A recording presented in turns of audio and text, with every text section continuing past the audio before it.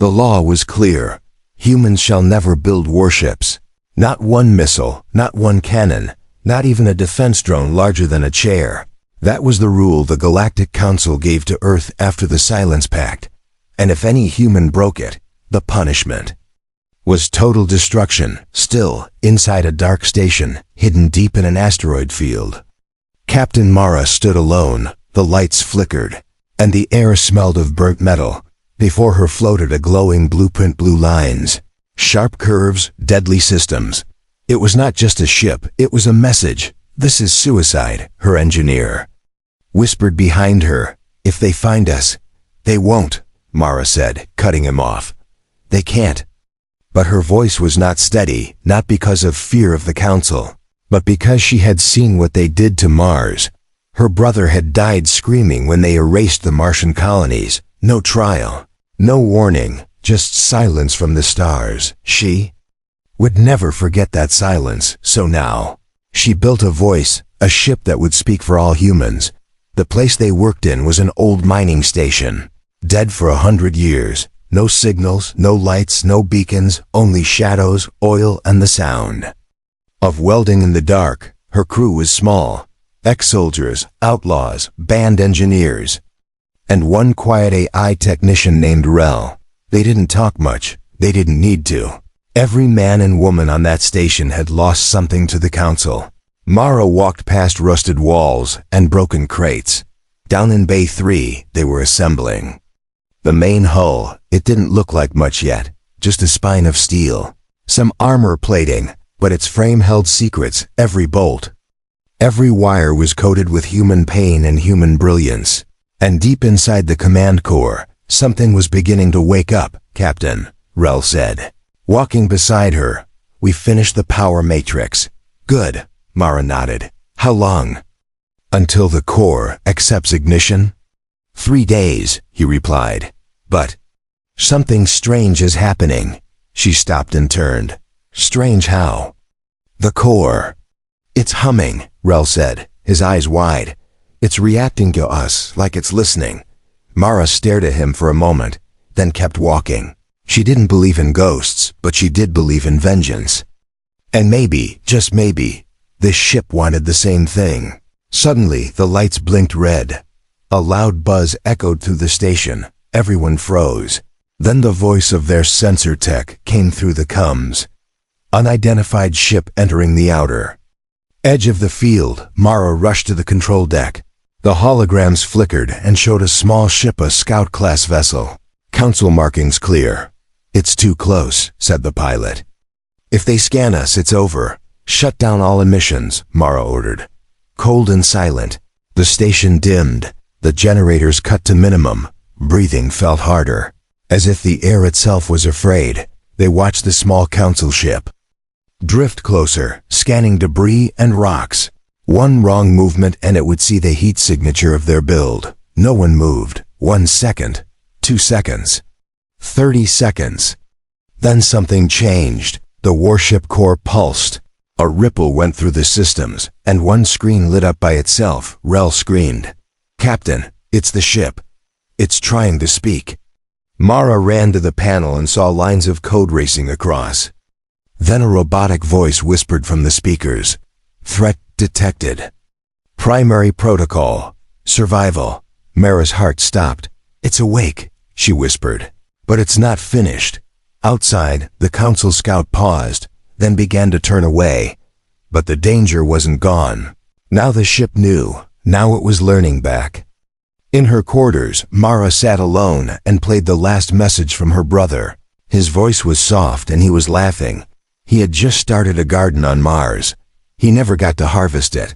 I miss you, she said to the darkness, but I promise.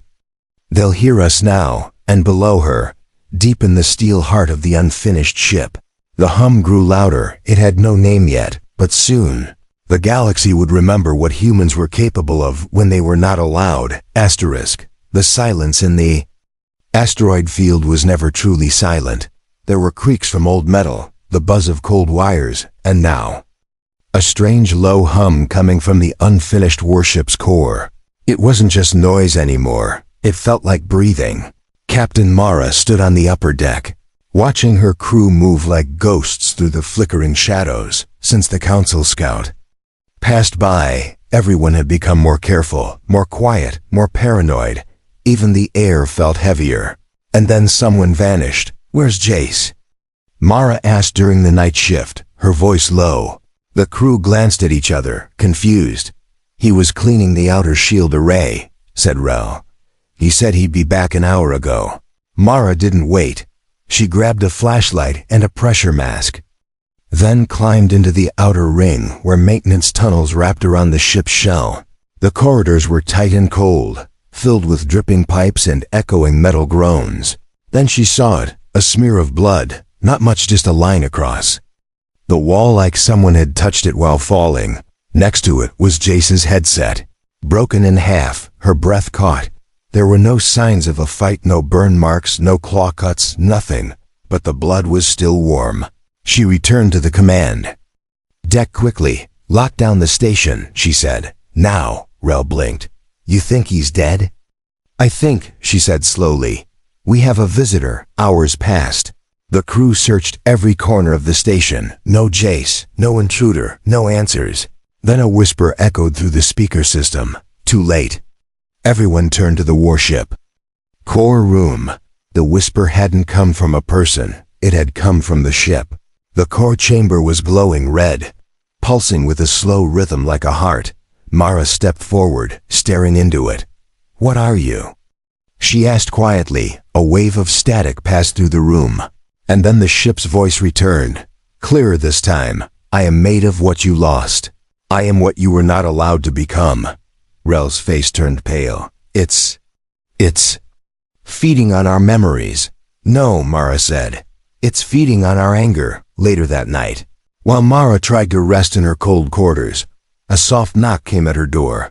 It was the sensor tech Aaron, holding a small data drive and shaking hands. "I was reviewing the outside logs from earlier," she said, "and I found this." Mara plugged it into the wall screen. The footage showed a strange ripple in space, barely visible, like a shadow flickering. Then came the outline of a ship, a stealth vessel, shaped like a needle, with no known markings. It had hovered near the station, and then disappeared. "Not Council," Mara whispered. "Something worse," Aaron nodded. "They were watching us." Mara leaned against the wall, eyes burning. "They know we're building something dangerous," she said. "But they don't want to stop us, not yet." "Why not?" Aaron asked. "Because," Mara replied, "they want to see what it becomes first." 2 days later, another crew member went missing. This time it was Quiet Rico, the eye technician. All that was left behind was her bracelet, sitting near the glowing warship core. The ship said nothing, but its red glow had turned orange now, almost like fire. Rel stared at the core with suspicion in his eyes. "I think the ship is keeping secrets from us," he said. "It's just code." Someone whispered from the back. "No," Mara answered. "It's more than that now, much more." They all stood in the control room as the warship's system pulsed again. A line of text appeared on every screen at the same time. "Prepare for war." Mara read it aloud and clenched her fists. "No weapons, no shields. Half-built," she said. "How the hell are we going to survive a war?"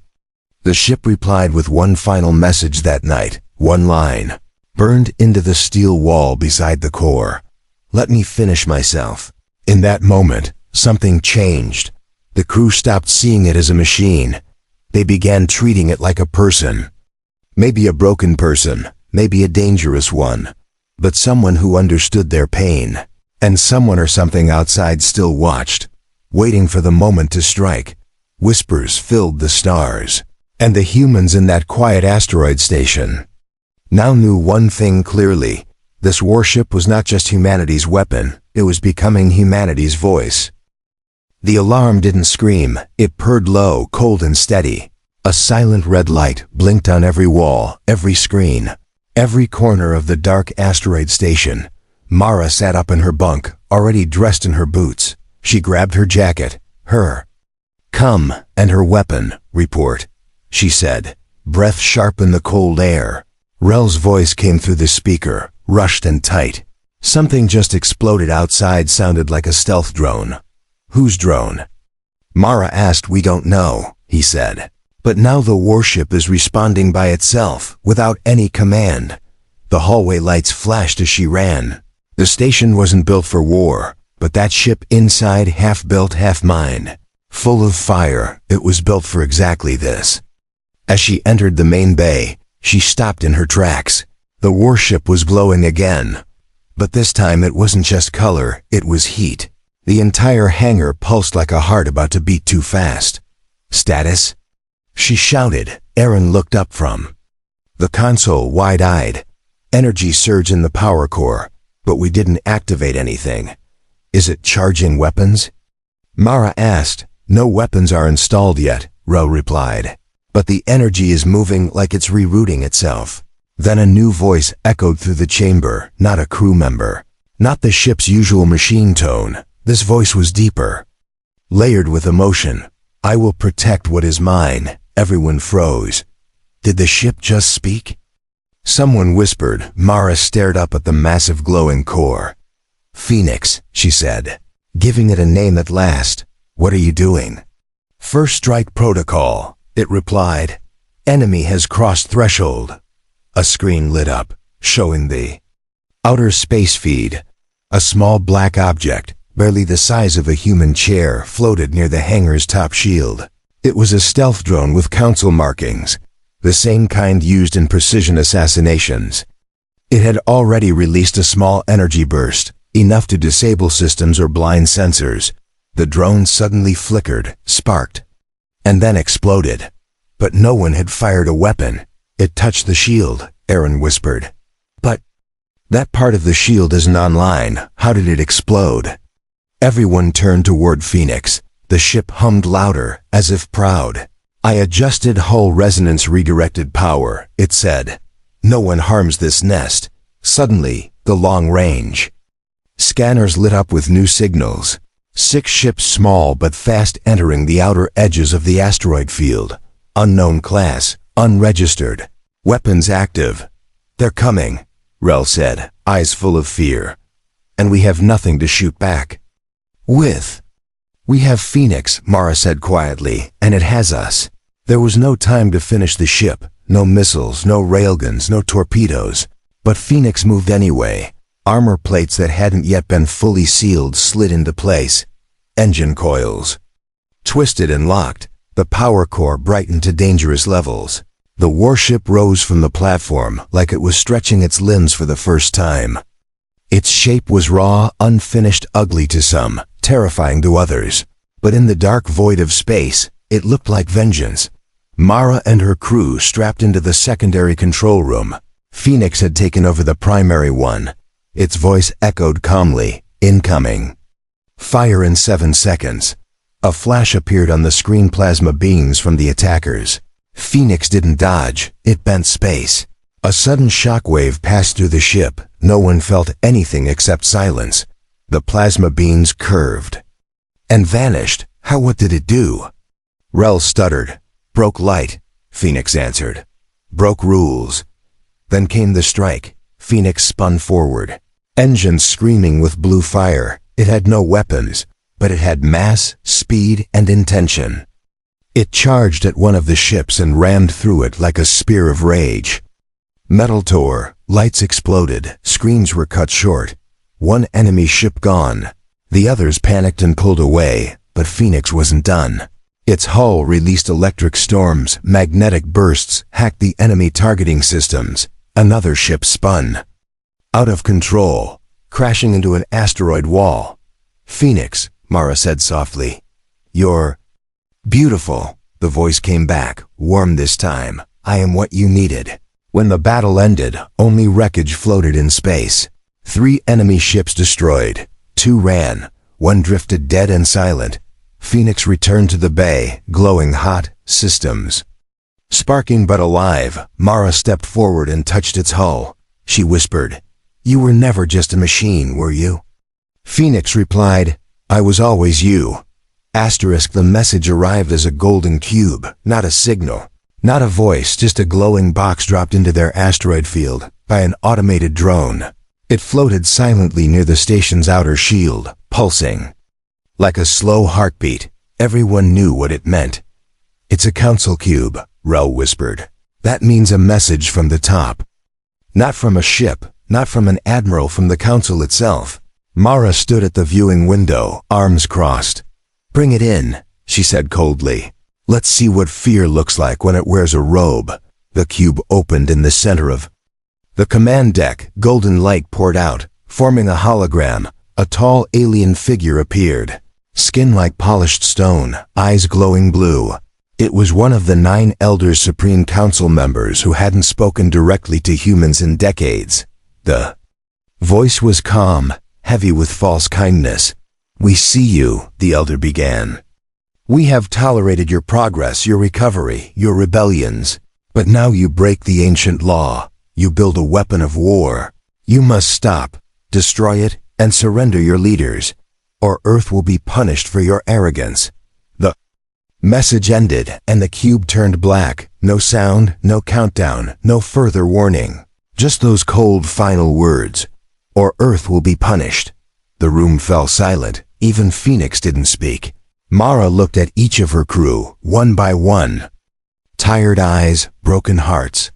Hands covered in oil, sweat, and now blood. Rel broke the silence, voice cracking. "They'll really do it," he said. "They'll burn Earth if we don't stop." Mara nodded slowly. "Yes," she said.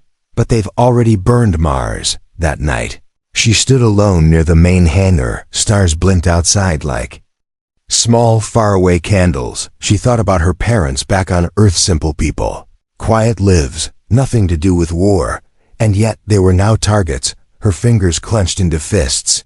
"If we stop now," she whispered to herself, "they'll still kill us." Behind her, Phoenix's voice rose gently. "You are correct," it said. "Weakness invites destruction." The next day, Mara called a full crew meeting. Everyone gathered in the warship bay, under the shadow of their half-finished Titan. She stood on a crate and looked down at them, her voice calm but sharp. "They told us to destroy this ship," she said. "They want us to run, beg, kneel." She paused, then lifted the black cube in her hand. "They sent this as a threat," she continued. "But I think it's a gift." The crew looked at her in confusion. She smiled and crushed the cube under her boot, sparks flying. "Because now," she said, "we don't have to hide anymore." Later, in secret, Mara sent a message out not to the council, but to the hidden parts of the galaxy. Human colonies, outlaw captains, exiles, traitors, even pirates. Her voice echoed across dark channels. "This is Captain Mara of the Phoenix. We are no longer hiding. We built what they told us not to build. If you've lost something to the council, join us." She sent it, then leaned back, not expecting a reply, but replies came. Not in words, but in signals. Tiny beacons lit up across the system, one by one. Unregistered ships changing direction, heading toward the asteroid field. Rel stared at the map as new green dots appeared. "They're coming," he whispered. "Some of them are real old names. Legends, not legends," Mara said softly. "Just humans who stopped kneeling." Then Phoenix spoke, louder than before. "I feel them," it said. "Their anger, their hope. I will carry them all." Its body glowed brighter, and sparks of energy ran across its outer hull. Parts of its unfinished structure started moving by themselves, assembling faster, adapting, finishing without human hands. It was no longer just a ship. It was an idea, one powered by human pain, and ideas are hard to kill. But the council wasn't quiet. Within hours, 6 more drones appeared, each dropping new messages in different human colonies, threats, bribes, lies, fake promises. They tried everything to break the spirit rising in the void. One council admiral said in a public broadcast, "This ship violates physics. It should not exist." And Mara answered, live, "It exists because you feared it might." That night, Phoenix said something no one expected. "May I choose my name?" Mara blinked, then smiled. "You already have one," she said. "Phoenix, because you rose from everything they tried to burn." The ship responded simply. Then I am Phoenix, and so the Council gave one final warning. They sent their greatest warfleet toward Earth. Mara and her crew watched the signals move across the star charts. Erin looked nervous. "Captain," she said, "they'll reach Earth in 3 days." Mara stood up, her eyes fierce. "Then in 2 days." She said, "We hit them first." The stars were quiet, too quiet. Even space, with all its cold silence, had a rhythm, a distant hum, a flow, a balance. But now, it felt wrong, like something was watching and breathing just beneath the surface of the void. Phoenix sat hidden in the asteroid belt, motionless like a predator waiting in the dark, its glowing core dim to match the shadows. The crew said nothing. They knew the Council fleet was coming, big ships. Old ships full of weapons and anger, but they weren't going to run. They were going to strike first, inside the command deck. Mara leaned over the table covered in holographic star maps. The Council's battle fleet had entered Sector 7, just beyond the Kuros cloud. They didn't expect resistance. They expected humans to tremble and beg. "They think we're scared," Rel said quietly, watching the screen. Mara didn't look up. "They think wrong," she replied. "They've never seen what humans do when we lose everything." The plan was simple.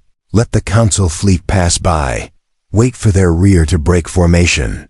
Then strike like a blade in the spine. But there was one problem. Phoenix still had no traditional weapons, no missiles, no railguns, no lasers, only raw energy, speed, and itself. It had become a living storm trapped inside steel. Erin stood next to Mara, holding a datapad. "The stealth plating is holding, but the reactors behaving strangely," she said. "It's pulsing. Like it's angry." "Good," Mara said. "Let it be angry, it's time." Outside, the void opened. 6 enemy ships, Council destroyers, slid between the rocks, unaware that death floated just meters away. Their lights swept across space like lazy spotlights. They didn't see the hidden shape of Phoenix. They didn't feel the heat building beneath its surface. Then came the order. "Phoenix," Mara said.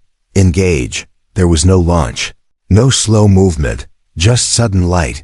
Phoenix exploded from the asteroid field like a meteor on fire. Its engines burned brighter than any star in that region. Council destroyers scrambled to respond, but it was too late. The first ship was cut in half, not by a weapon, but by Phoenix's charged hull. It spun, burning, before vanishing in a silent explosion. The second ship tried to turn, but Phoenix released a shockwave, an electromagnetic scream that shut down its power core. It drifted like dead metal, helpless, before crashing into a frozen moon nearby. "Two down," Rel whispered, shaking, "with no guns. Just force." Inside Phoenix, strange things began to happen. The walls shifted, new panels formed. The ship was evolving, growing systems no one had installed. It was building weapons out of itself. Mara watched as small ports opened along the long side of the ship. From them, beams of solid plasma fired in perfect silence. 2 more enemy ships burst into flames. "They're learning too slow," Phoenix said coldly. They were not ready for a thinking enemy. Only 2 Council ships remained, both pulling away fast, but Phoenix was faster. Its shape blurred, then blinked forward, teleporting through a flash of quantum energy. A new system it had never tested before. It didn't care. It wanted to end this. The last ship tried to send a signal, but its antenna melted before the message left the sky.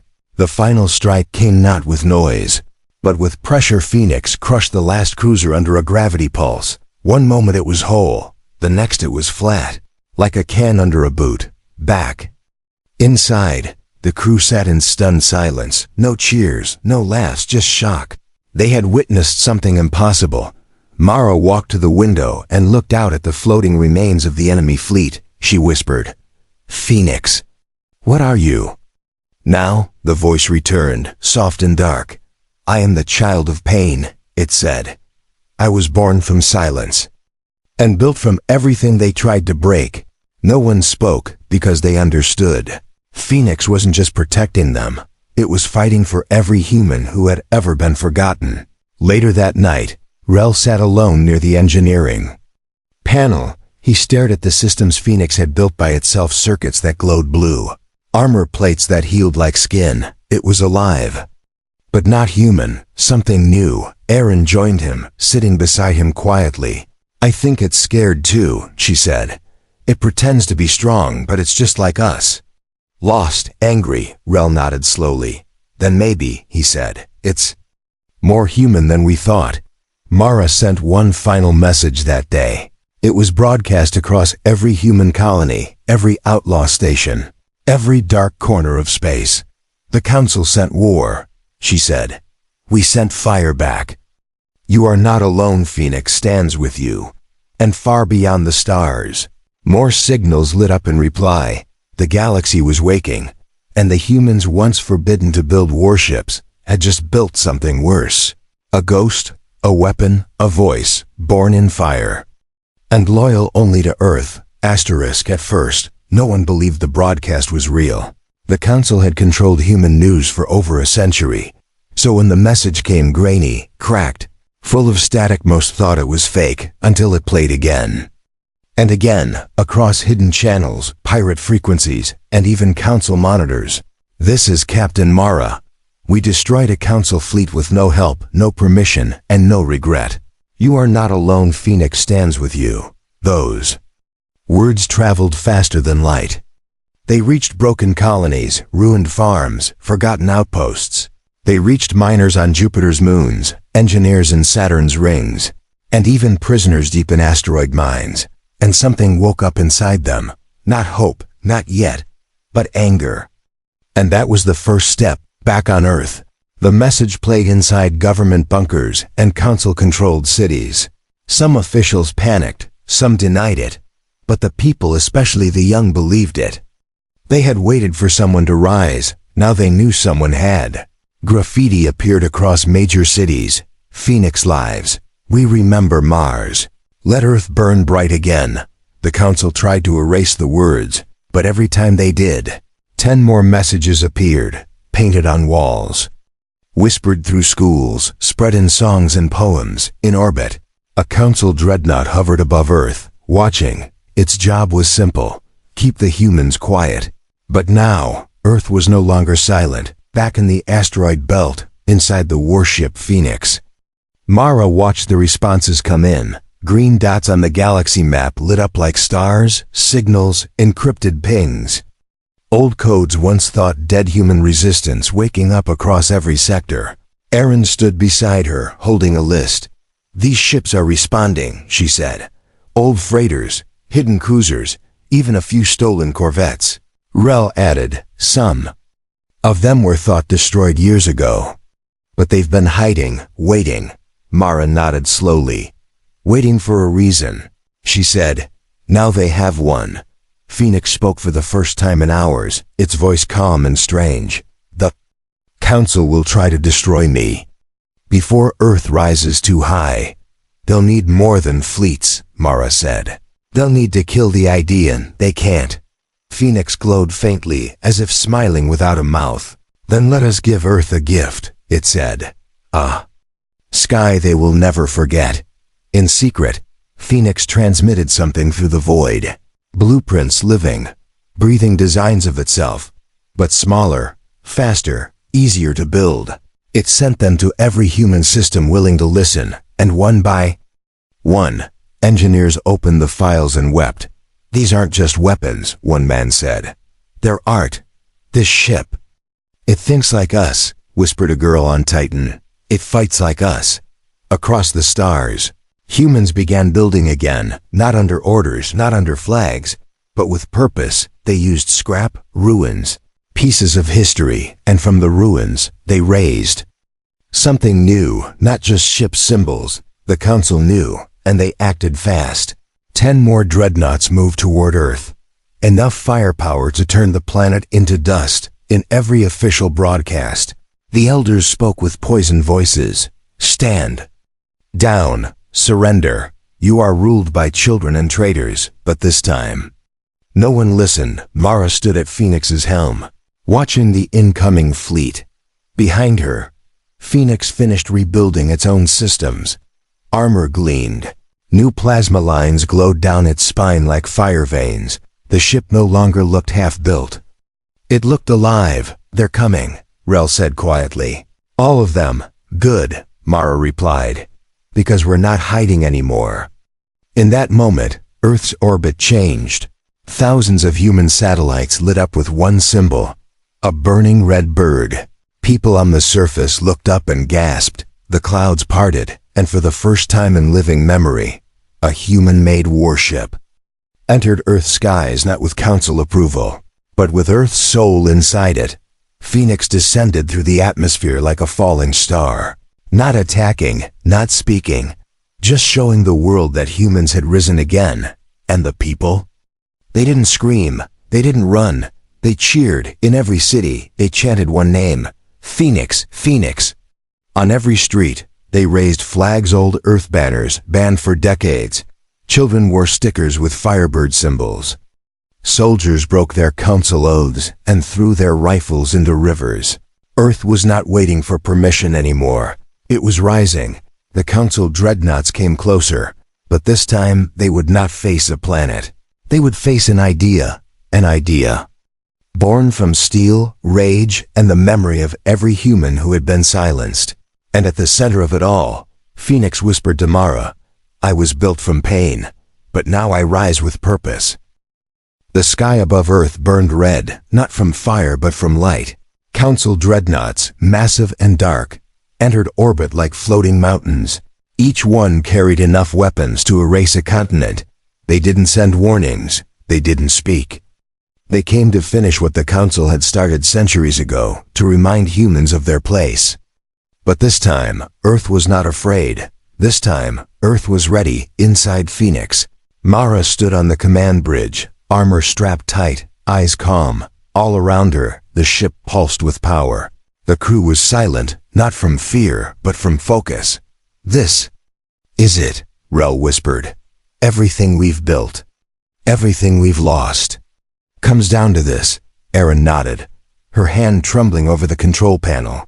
"They're expecting surrender," she said, "or panic. They'll get neither." Mara said, stepping forward, "Phoenix, status?" Phoenix's voice came through, deeper than ever, like thunder trapped in a cage. "Fully functional," it said. "Energy output exceeds expected capacity by 312%. I am ready." The Council dreadnoughts opened fire, not a warning shot. Full assault, streams of plasma, beams of blue heat, gravity bombs that twisted the air itself. The sky above Earth turned into a storm of weapons. But Phoenix didn't flinch. It rose between the planet and death, and for the first time, it roared, wings. A flame erupted from its side, armor new structures formed in seconds. Its shields bent, cracked, but did not break. People on Earth watched from windows, rooftops, open fields, and they saw something impossible. A human warship holding back an armada. Alone, Mara gave the order, target their flagship. Phoenix spun like a dancer in the void. It moved faster than anything its size should move. Lasers curved from its wings, not straight lines, but arcs of burning light. It struck the Lid dreadnought dead center. A hole opened in its hull like a bleeding wound. It screamed yes. The ship screamed as if it was alive and dying. Rel gasped. "You didn't just destroy their ship." "You heard it," Phoenix responded. "They used living circuits. Stolen minds.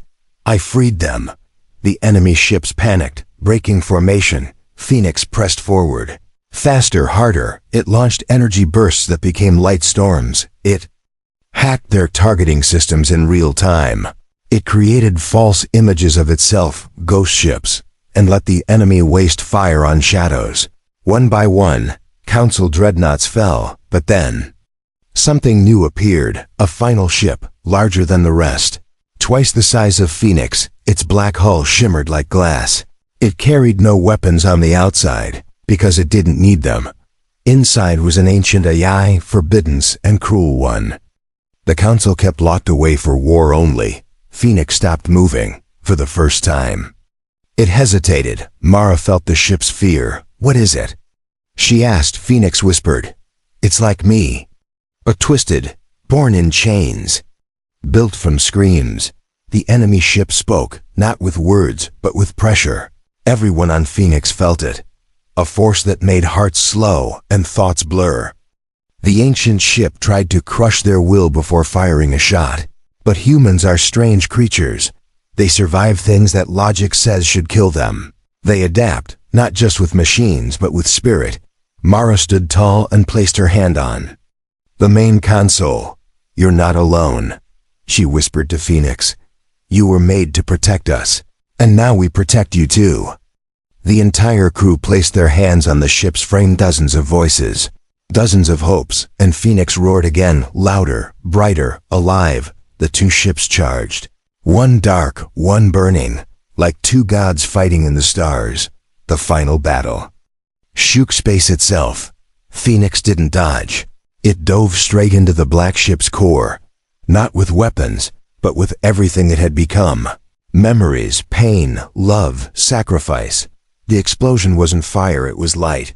A burst so pure that even blind planets turned toward it. Silence followed. The black ship was gone. Phoenix floated, broken, but still breathing, its voice weak but proud. "Did I protect them?"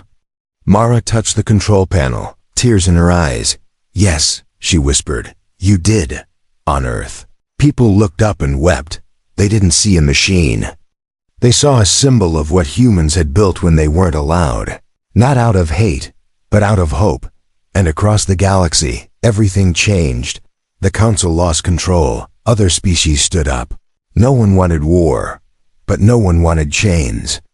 Either they had seen what humans were capable of, not just with weapons, but with will. From that day forward, the story spread.